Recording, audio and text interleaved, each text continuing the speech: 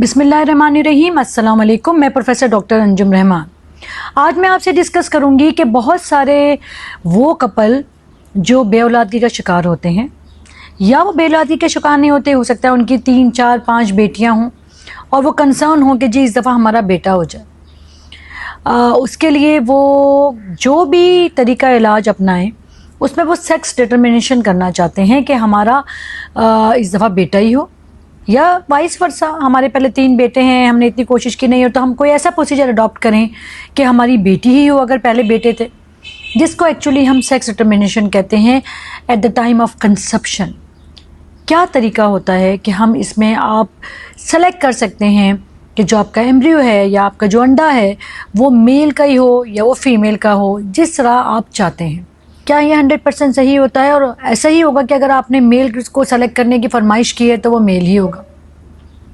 देखिए जी, बहुत सारे कपल ऐसे आते हैं जिनके बच्चे नहीं होते या जिनके बच्चे होते हैं मगर उनकी बेटियां ही बेटियां होती हैं या उनके बेटे ही बेटे होते हैं, और वो कपल चाहता है कि जी अब मेरा जो है मैं इतनी ज़्यादा फैमिली भी नहीं अफोर्ड कर सकता और रादर मैं चाहता हूँ कि अब मेरा बेटा या बेटी हो। इसके लिए ये डॉक्टर्स के पास जाते हैं। हमारे पास जो तरीका इलाज होता है वो यूजुअली टेस्ट ट्यूब यानी कि IVF है या इसी तरह की कोई एडवांस टेक्नोलॉजी है। इसमें जब हम एम्ब्रियो को सेलेक्ट करते हैं उसमें हम लेते हैं मेल का, वो जिसके अंदर ओनली Y हो। फीमेल का तो X ही होगा। अब वो बेटा होगा या बेटी होगा ये डिपेंड करता है कि जो मर्द का जरासीम है वो Y जीन्स कैरी करता है कि X जीन कैरी करता है। अगर वो Y जीन्स कैरी करेगा तो वो जब फीमेल के X से मिलेगा तो वो मेल हो जाएगा, पर अगर दोनों X होंगे तो वो फीमेल हो जाएगा। सो रादर पहले तो ये बात एक तरफ हो गई कि जी बेटा हुआ तो वो फीमेल की वजह से हुआ या बेटी हुई तो वो फीमेल की वजह से हुई। फीमेल का सिंगल जीन है, X जीन है, बेटा हो या बेटी हो, ये एक्चुअली डिटरमाइन करता है कि जो मर्द का जरासीम है उसका जेनेटिक क्या है, वो Y है कि X है। नंबर 1 तो ये हो गया। फिर आया कि जी क्या ऐसे तरीके हैं? बिल्कुल तरीके हैं। हम IVF करते हैं।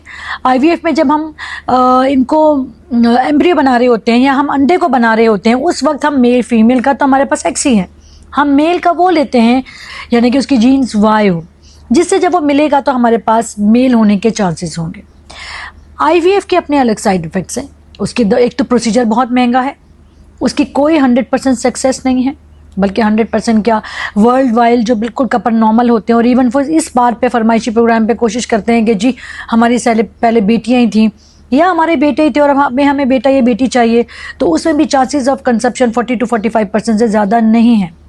हाँ, वो लोग जिनको कोई बीमारी थी, जो इनफर्टिलिटी का शिकार थे, जिन्होंने किसी बीमारी का इलाज करवाया, उनका इंसिडेंस इससे थोड़ा सा मुख्तलिफ है, यानी कि ये प्रोसीजर 100% नहीं है। रादर कि इस प्रोसीजर को महंगा होने के बावजूद भी 100% नहीं है।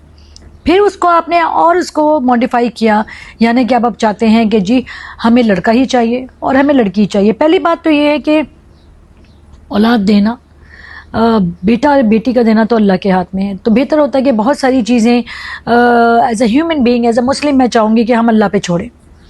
और इनफैक्ट मैं अपने पेशेंट को IVF में करती हूँ, मगर मैं डिस्करेज करती हूँ कि आप सेक्स डिटर्मिनेशन ना करें, बिकॉज आई फील कि जिसने इस दुनिया में आना है, जिस शक्ल में आना है, वो तो अल्लाह ही डिसाइड करेगा।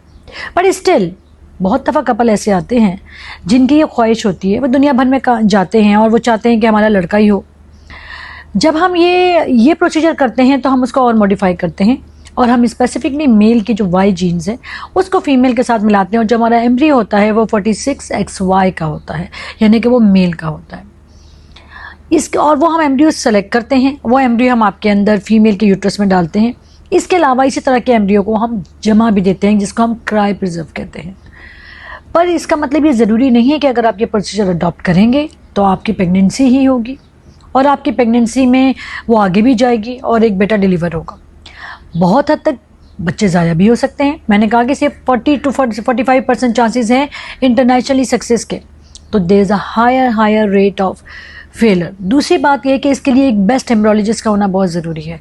इसके लिए टेक्निकल मशीनों का सही होना बहुत ज़रूरी है। जब तक आपके पास प्रॉपर हाई टेक मशीनें नहीं होंगी, आपका हाईली क्वालिफाइड एम्ब्रियोलॉजिस्ट नहीं होगा, जब तक हम प्रॉपरली सेक्स डिटर्मिनेशन को प्री इम्प्लांटेशन जो सेक्स डिटर्मिनेशन है, यानी कि आपके अंडे को जब माँ के रहम में डाला जाता है उससे पहले कि आया वो मादा है कि वो नहीं है, या वो मेल है कि फीमेल है, ये डायग्नोसिस 100% नहीं हो सकती।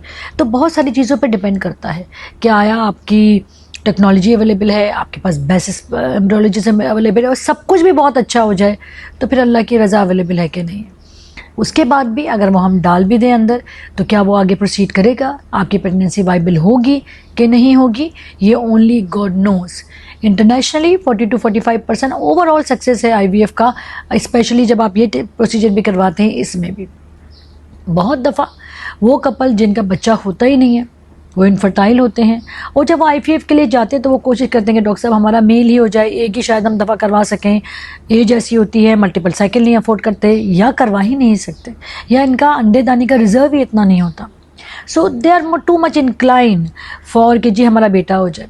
तो इसलिए मैं चाहती हूँ कि आपको ये बताऊँ कि पहली बात तो ये है कि आया आप कंसीव करेंगे, बेटा या बेटी तो एक तरफ है, वो भी बहुत सारी चीज़ों पे डिपेंड करता है। सिर्फ IVF हो जाने से ज़रूरी नहीं है कि हमें इतने अच्छे अंडे मिल जाएं कि आप कंसीव कर जाएं।